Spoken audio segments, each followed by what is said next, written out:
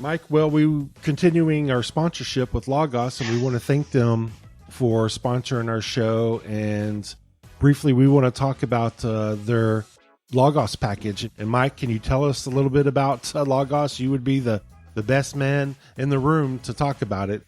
I think it's the preeminent Bible software. But what it really is fundamentally two things. Logos is both a library, full digital library. They have over 200,000 digital books. A whole range of publishers, anything from self-published items all the way to high-end academic publishers like Oxford and Cambridge. So it's fundamentally a library. And then the other thing it is a set of databases. And this is where you get your original language research tools that in Logos you can use directly through English, through the power of what we call reverse interlinears. And there's just nothing else like it on the planet. I mean, I can honestly say that. It has no equivalent among its competitors. Yeah, and if you want to go deeper into the word, Logos is the Bible study platform for you. I mean, it fuses powerful technology with biblical resources. You got Bible search tools, commentary, seminary-level courses, and even audiobooks right on your phone, tablet, or desktop. I mean, they offer nearly 200,000 digital books. The technology is amazing. Mike, you've demonstrated it several times throughout the years on how you use it. And really, if you want to do Bible study, you got to have tools like this. Yeah, I mean, a practical illustration of this would be, let's say you have a few hundred books at home, in your Bible study library. Well, not all those books have indexes. You don't know if those books discuss the verse you're looking at unless you go back and look at the index. But then look at all the time you're spending. You got to leaf through and find the indexes. Then you got to go page through to the verse reference. And the books that don't have indexes, you're stuck. You have no idea whether that particular book discusses what you're looking at all. But with Logos, everything is digital and it's instantaneously searchable by verse reference, by word, by phrase, even, again, different languages. If you're in a biblical database, again, you don't have to even know Greek and Hebrew to tap into it. There's really, again, I keep saying it, nothing else like it on the planet, but that's because that's true. There isn't anything like it.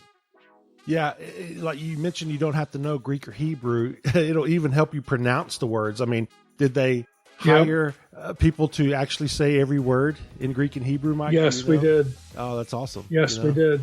There's a lot that goes into it, under the hood that people never see. But it's just being able to just do something as simple as type a verse reference into passage guide, or use something called the fact book. Just type a verse reference in and hit enter. It's that simple. But what it does is it combs through everything you've got in your system, and you can tailor your system to have it only search certain things, have it search certain things certain ways. Again, it's a personal research assistant right on your desktop or on your phone or on your tablet. There's just nothing like it. Logos is now more affordable than ever. Get started for just $49. Go to logos.com/nakedbible. And we want to thank Logos for sponsoring the Naked Bible Podcast.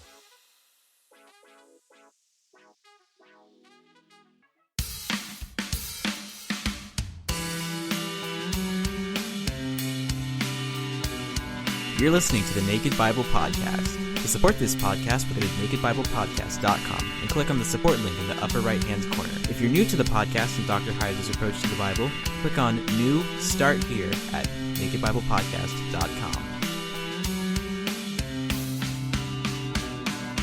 Welcome to the Naked Bible Podcast, episode 441, The Afterlife, Part 2, with Dr. Justin Bass. I'm the layman, Trey Strickland, and he's the scholar, Dr. Michael Heiser. Hey, Mike. How you doing? Doing pretty well, all things considered. So heading into radiation treatments for my tumor. So we'll keep everybody posted on how that goes. Yes, please do. Yep, please do. And that's going to go on for 3 weeks, you said, right? The whole month of September. Yeah. So end of September, hopefully we should know something, you think? Yeah, well, I would hope so, one way or the other, that it did its job or it didn't. They tend to be pretty cautious, so it may take a little longer than that, but they'll probably want me to get another MRI before they start really assessing anything, so we'll see.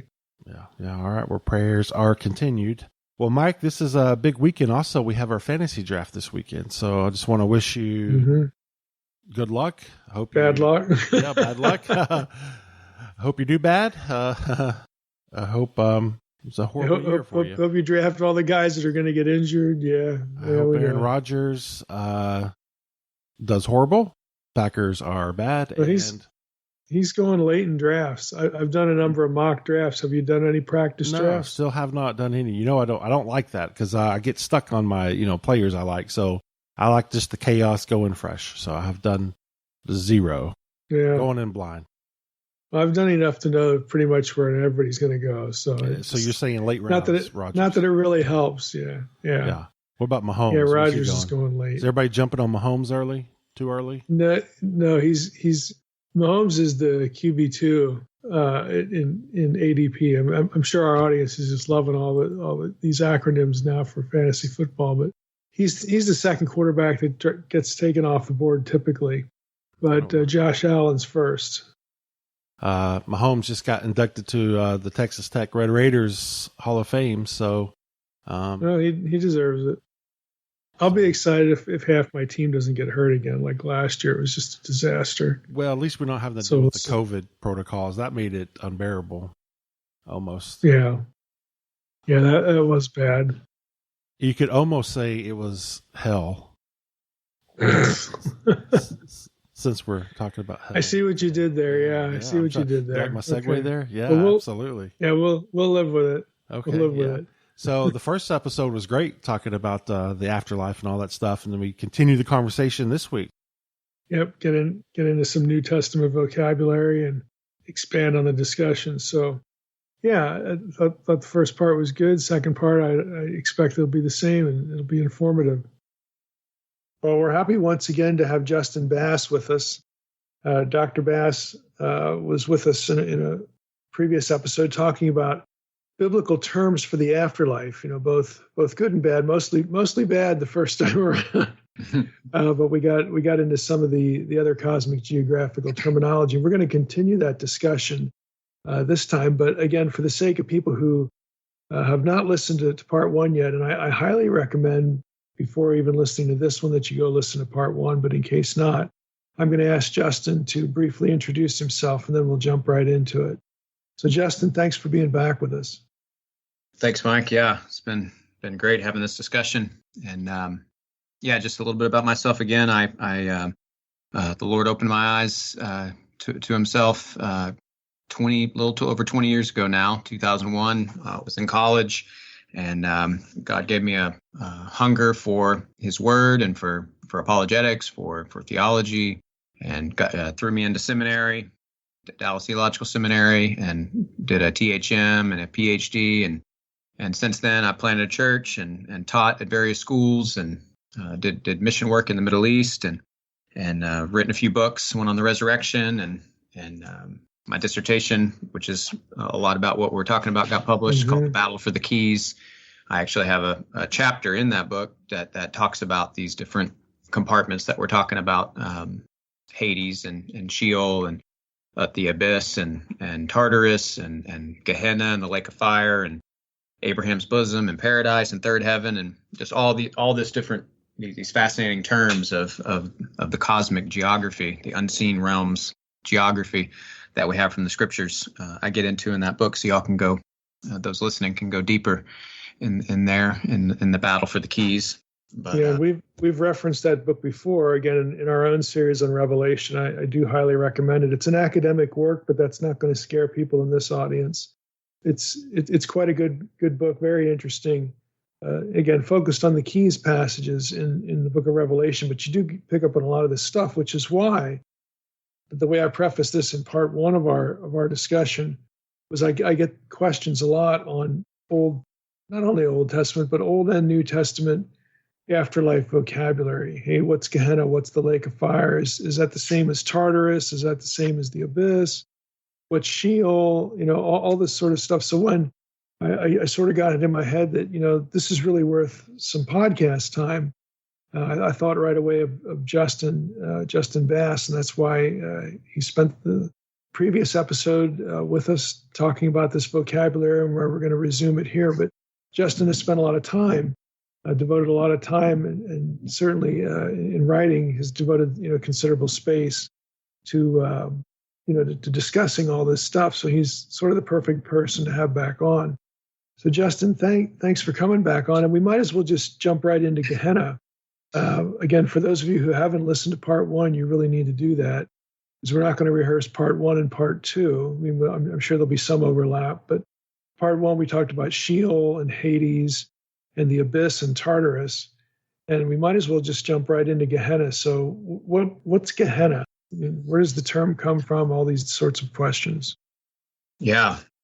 We talked a little bit in part one about how some of the translations of the English translations of the Bible are very misleading. And I even have before me right now a great example. The NASB, I'm sure you agree, is one of the most wooden literal translations. And I'm a huge fan of the NASB. If I'm struggling with any passage in the original language, I'm going to grab the NASB and see what it's saying. But even the NASB on 2 Peter 2:4 translates Tartarus there as hell.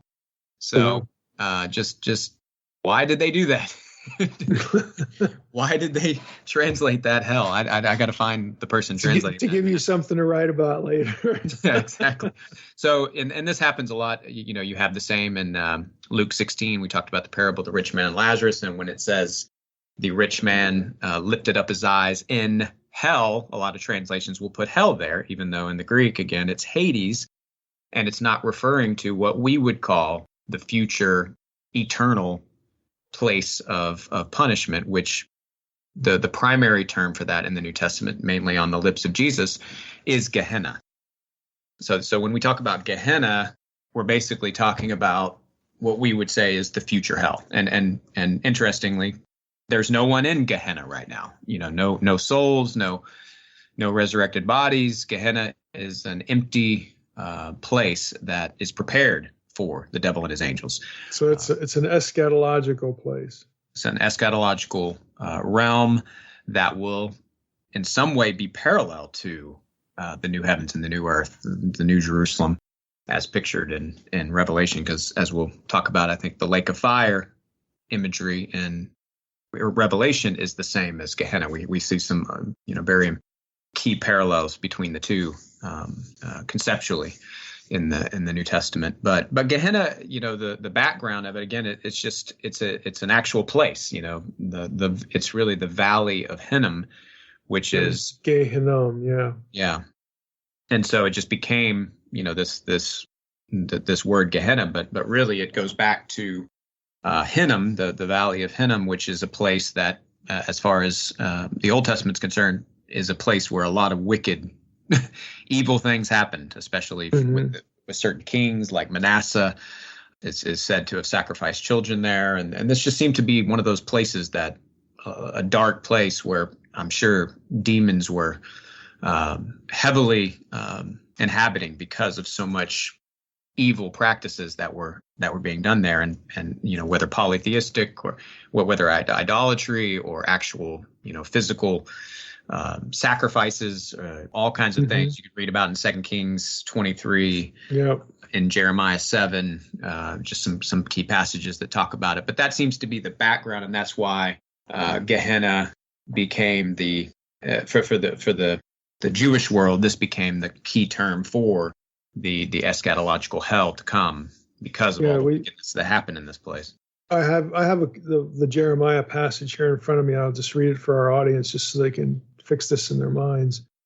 They have built the high places of Tophet, which is in the valley of the son of Hinnom. So you have Valley Gay, and then Hinnom is the term there. Gay Hinnom is where Gehenna comes from. To burn their sons and their daughters in the fire, which I did not command, nor did it come into my mind. Therefore, behold, the days are coming, declares the Lord, when it will be no Tophet, or the valley of slaughter, so forth. But I mean, it's a very dark place. I mean, just to put it mildly. Yes, and again, this is the key term that Jesus used. I believe it's used 12 times in the New Testament. 11 of the times is by Jesus. The 12 times is by his brother. So James uses it once in James 3. He's talking about the fact that the tongue is set on fire by Gehenna. So just more of in a way of a metaphorical use of it. But the way Jesus uses it primarily is, this is where you who reject me, you who follow the path of wickedness, you who reject eternal life, this ultimately is where you will end up. And this is again where the fire imagery comes from. The imagery goes before Jesus, but Jesus consistently will use fire, the fiery Gehenna, describing it as a place of fire. But he also describes it as a place where maggots are eating the flesh and things like that. So a lot of different imagery for just basically a horrific, miserable existence. Yeah, I mean, the fire, obviously, the most obvious referent there is, like I just read, passing, children through the fire. I mean, this whole Old Testament, not sanctioned by the Old Testament, obviously, but you read about it in the Old Testament, this practice in certain idolatrous contexts they were doing, in this place, child sacrifice and whatnot. So it's a place of death. It's a place of suffering. The death and the suffering was caused by the burning. So that's the most obvious reference. But you might want to comment on, because there's a lot of either other information or some would say mythology that has sort of accrued to this about a garbage dump and so on and so forth. You have any opinion on that as far as the fire origin, the fire description of Gehenna? Yeah, that the idea of this garbage dump that's constantly on fire. I just haven't found the evidence for it. It's just one of those things that you hear. You and a lot of other people. Yeah, you hear a lot of sermon illustrations without citing the sources. This is like that great one with the high priest had that rope tied around his foot. When he'd go into Holy of Holies, and I really want that to be. I know that's one of those that we want to be true, or like when Saint Nicholas punched. Who did he punch? He punched Arius. Santa Claus punching the heretic. You just want those stories to be true, but the evidence is just not forthcoming. So yeah, that's a common kind of myth on that. Let's we don't want anybody in the audience to misunderstand. I mean, Jesus isn't correct to invoke fire imagery here because you get it from the Old Testament. And I would even say, Isaiah, I think the seeds are there too, because you have that amazing parallel between the end of Isaiah and the end of Revelation, because you have the new heavens and the new earth in Isaiah 65. And then you have Isaiah ending on a real sour note with this fire that will not be quenched, and looking out at all the dead bodies and the maggots again, and this unquenchable fire. There's plenty of legit material, to reference as far as the fiery descriptions. But I like I said, I don't know where the garbage dump thing. I don't know how that all got started. But yeah, I don't know the origin of it. That'll be interesting. I remember. I think it was. Harold Hoehner, the late great Harold Hoehner from Dallas Seminary.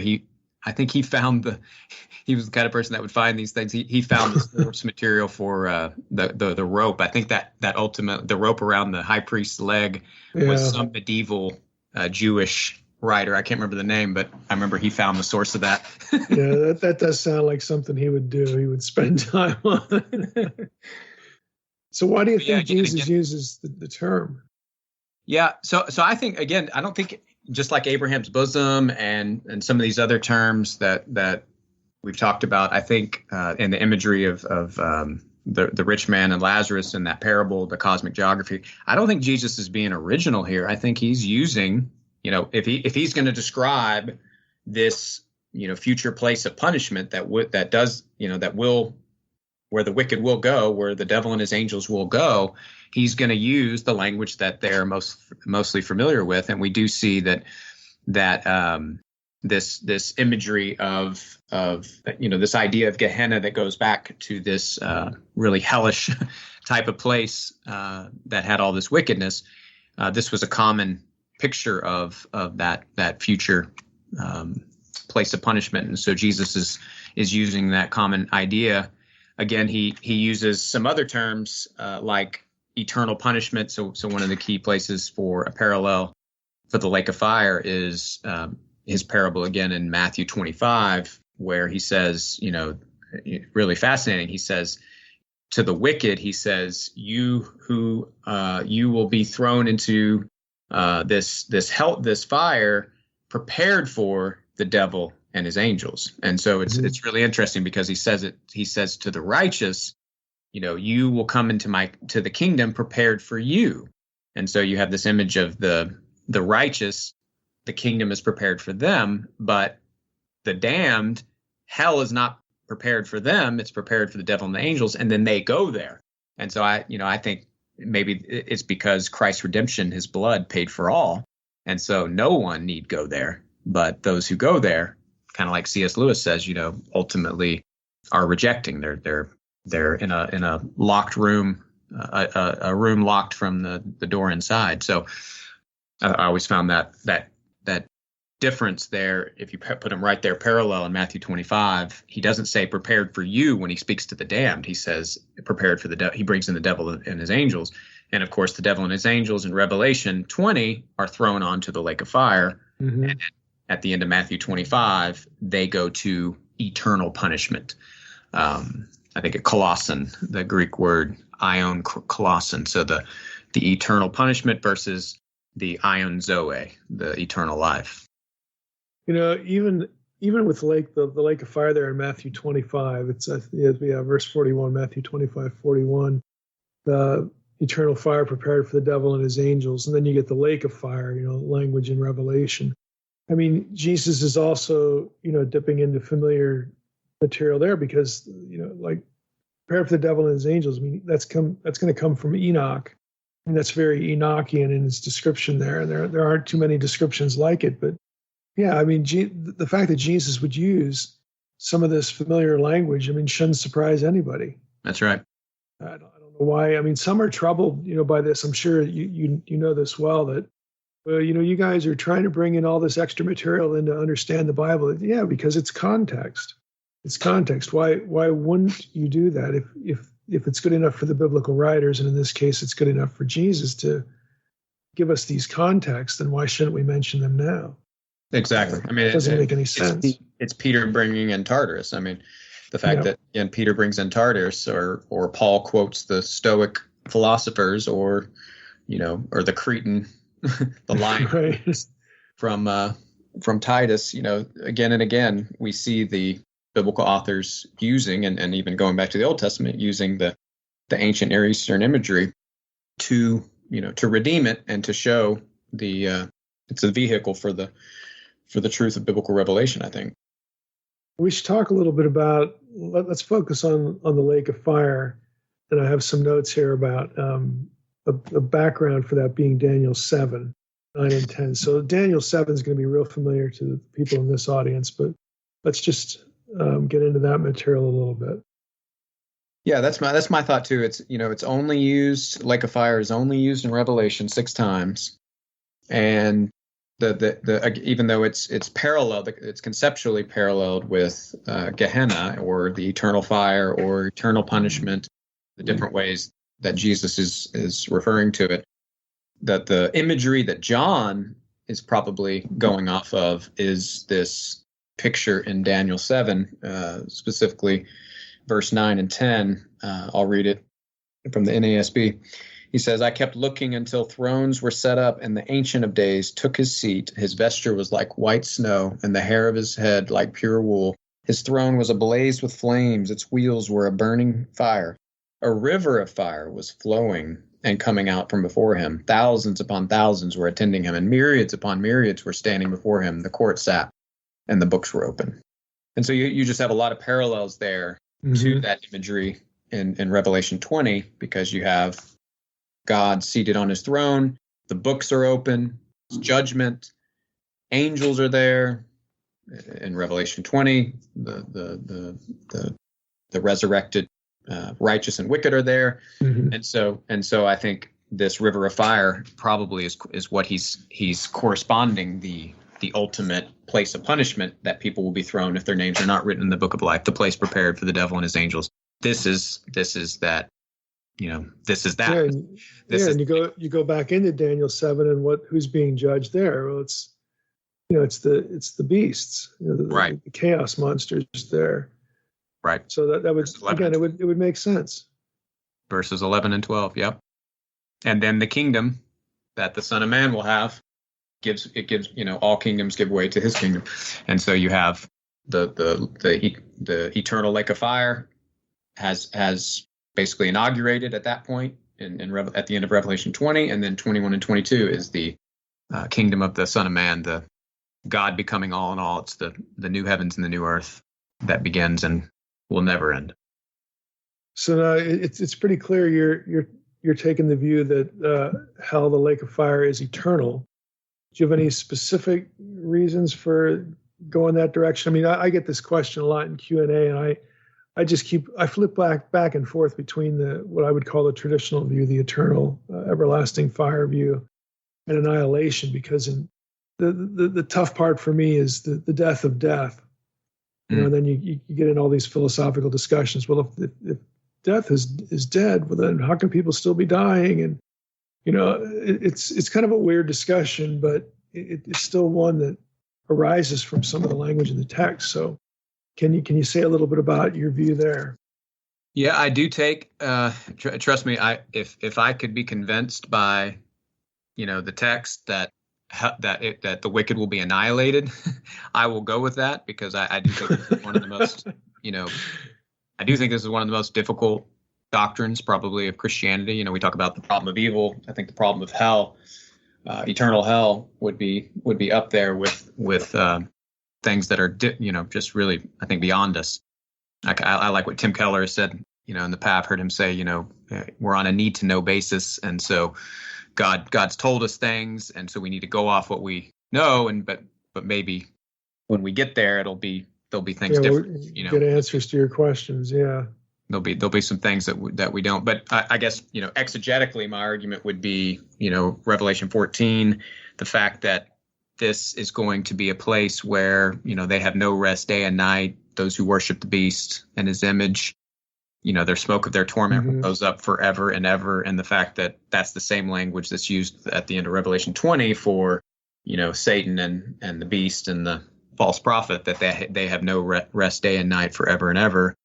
And then again, if you parallel it with Matthew 25, the righteous go to eternal life, ion zoe, eternal life. And then it's directly parallel with ion kolosson, eternal punishment.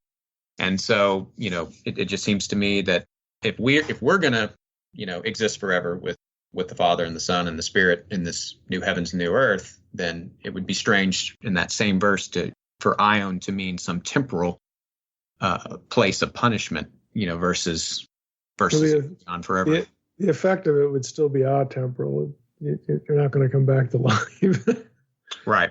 But it's a tough question. I don't do much directly as far as with apologetics. So I guess I wasn't aware that you feel that it's such an acute problem, like on a par with the problem of evil. But that's interesting to me to hear you say that. Yeah, in a way, I think it's. I mean, for me personally, I can't speak for in general. I just think for me personally, I would say it just seems like a bigger problem, the problem of evil, because the problem of evil is for sure solved. If hell is eternal, then it's never solved. It goes on forever. The great, the Amazing Grace hymn, 10,000 years, right? At the end of the 10,000 years, they're still suffering in hell. Right. So it's like that. So the problem of evil is bad, but there's a solution. There's a restoration. Like Tolkien says in the Lord of the Rings, everything sad becomes untrue. I think so. You have that great hope, but again, to bring in Dante, abandon all ye hope, you who enter here. That's the most terrifying thing to me. That's why I think Matthew 7:21 is probably the most terrifying passage in the Bible. Away from me, you evildoers, I never knew you. That to me is to be shut out from, and again, I don't think you're shut out completely from God, because God is the one who keeps the fuel going in the lake of fire. But but you're shut out from his mercy and his grace and his love. You're shut out. You're only there for his wrath and for his justice. So I, in some senses, scripturally, I understand it because, the offense to an eternal God requires justly an eternal punishment. But I think just that idea, the eternality of it is what is difficult. Yeah, no, putting it that way, I can see where you'd rank those two things together. And if I could quote you brought up the issue of dying. This may give us all nightmares, but I find this text at the end of City of God from Augustine one of the most profound things ever said on this. The second death, same thing as lake of fire. He says, "Nevertheless, with the help of the grace of our Redeemer, we may be enabled to decline or avoid that second death. For that death, which means not the separation of soul from the body, but the union of both for eternal punishment, is the more grievous death. It is the worst of all evils. There, by contrast, men will not be in the situations of before death and after death, but always in death. And for this reason, they will never be living, never dead, but dying for all eternity. In fact, man will never be in death in a more horrible sense than in that state where death itself will be deathless." That one always gets me. Yeah, I've not heard that from Augustine before. And it does it did seem to be. It's a tough doctrine because I don't know if I would agree with Augustine that death will be deathless because of the death of death in Revelation. But again, it goes back to the question of what does that mean? And the short answer is I don't really know. Yeah, and that's where I would fall. That's where I would fall. And that's where I've cut, to people, especially people, again, people who've had loved ones who've died, who they believe were not in Christ. I've especially as a pastor, I've counseled them. And this is where I go with them on this kind of thing, is I go, even though I'm not going to water this down, I'm not going to say I'm suddenly can't give them assurance when you don't have it. Right. And I'm not going to suddenly say, oh, yeah, I'm convinced of annihilationism when I'm not. It's more of that kind of need to know that. And again, I point to just the mercy and the grace of Christ. I say, if Jesus is on the throne bearing those wounds, he suffered hell himself on the cross. I think, like Abraham said, will not the judge of the earth do right? I completely, give it all to him. I know that if Jesus is on that throne, the man who washed Judas's feet, he will do right. That's what I'm convinced of. Whatever hell is, whatever that ultimately will be, I completely trust Jesus. Yeah, it's part of his job description, not ours. That's right. Yeah. Let's try to end a little bit more positively. Let's go to Abraham's bosom. This is in my notes. This is the one thing we haven't really hit on yet. But say a little bit about Luke 16 in part 1. But let's focus a little bit more on the good side here with Abraham's bosom in paradise. What's your take on this portion of Luke 16?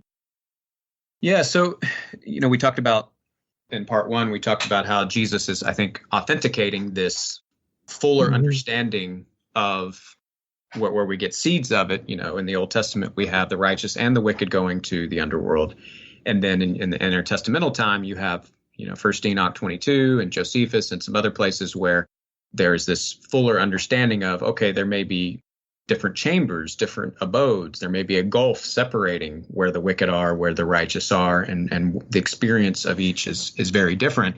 And then Jesus tells this parable. And again, I think that the main point of the parable isn't to teach us this cosmic geography. I think the main point of the parable, again, is dealing with, the love of money. If you read the context of Luke 16, he's telling this parable to money worshiping Pharisees, basically.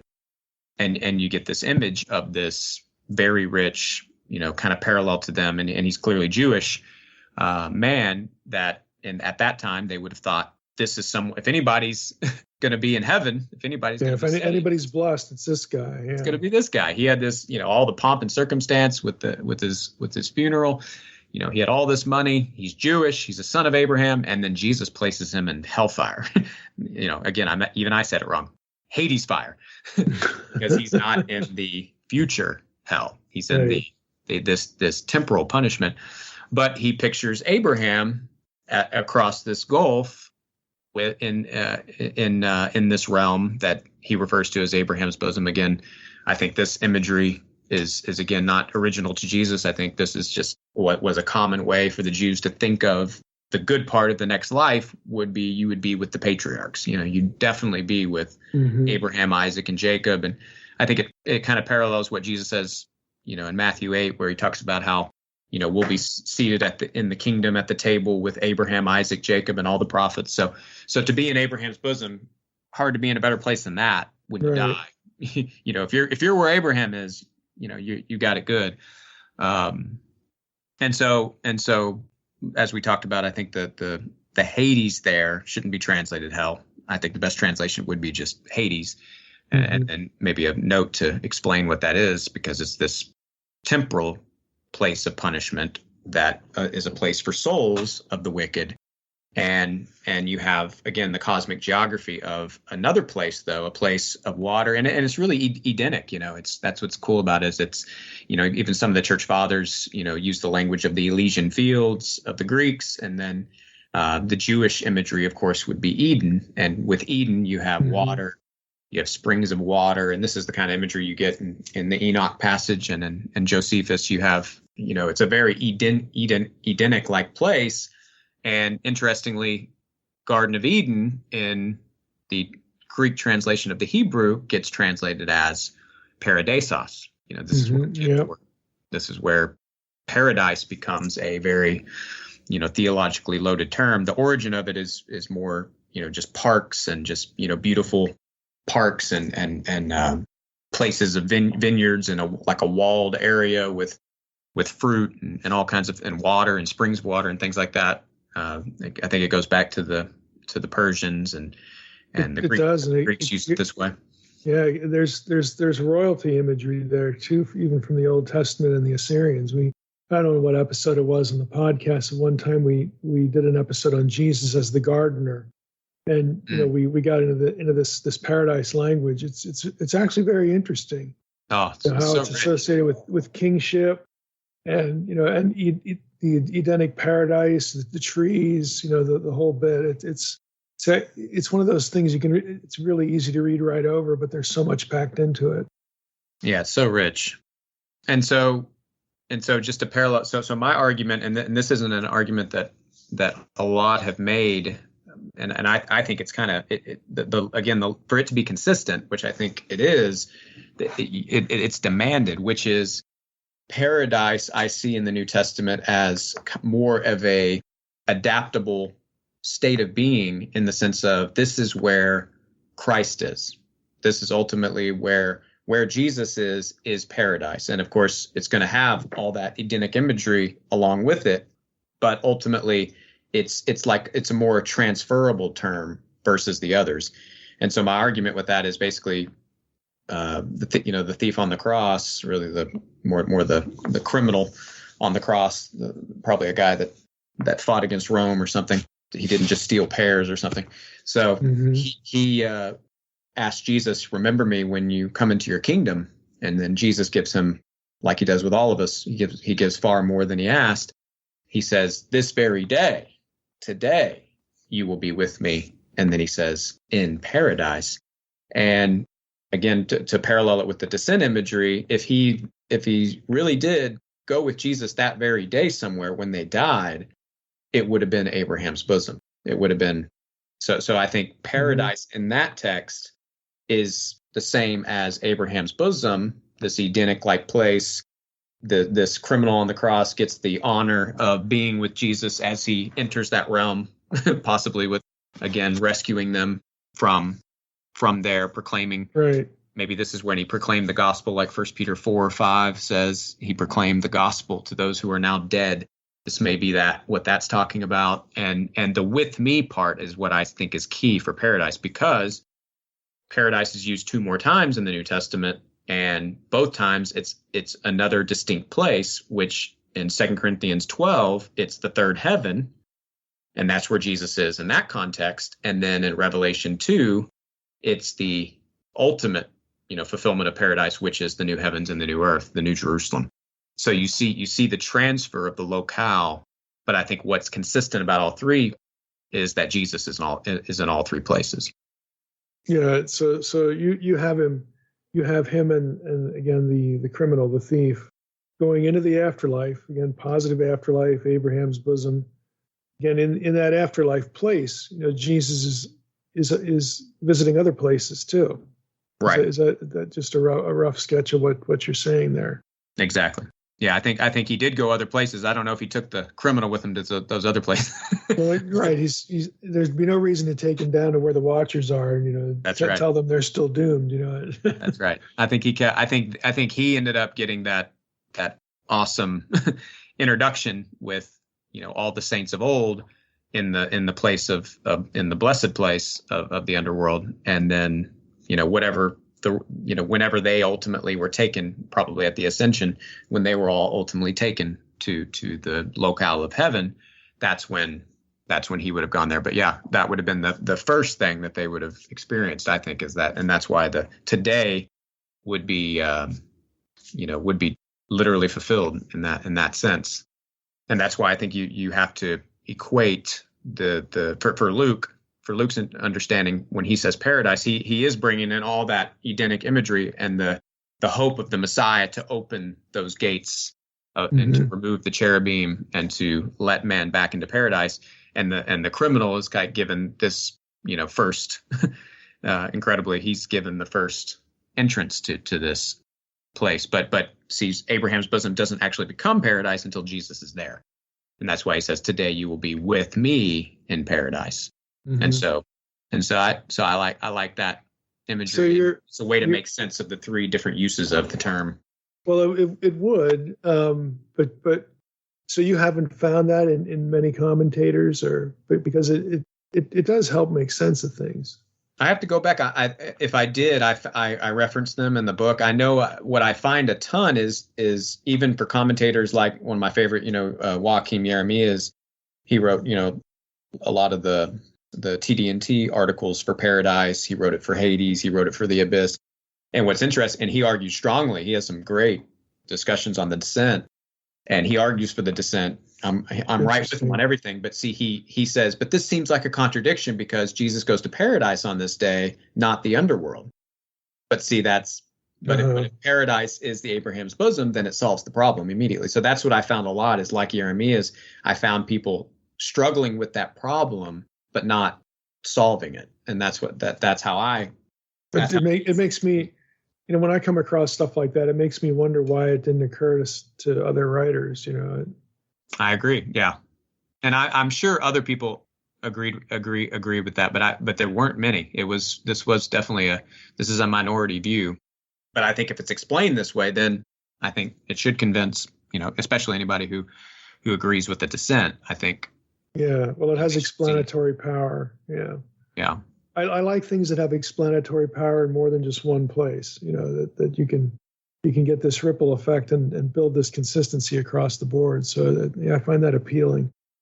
And a great background passage, just for those in your audience, they can go and read the Testament of Levi if they have, if you have the Charlesworth 2 volumes of the Old Testament pseudepigrapha, you can grab that and look up Testament of Levi, chapter 18. That's where you have this amazing passage, and that it seems to be pre-Christ that this was written.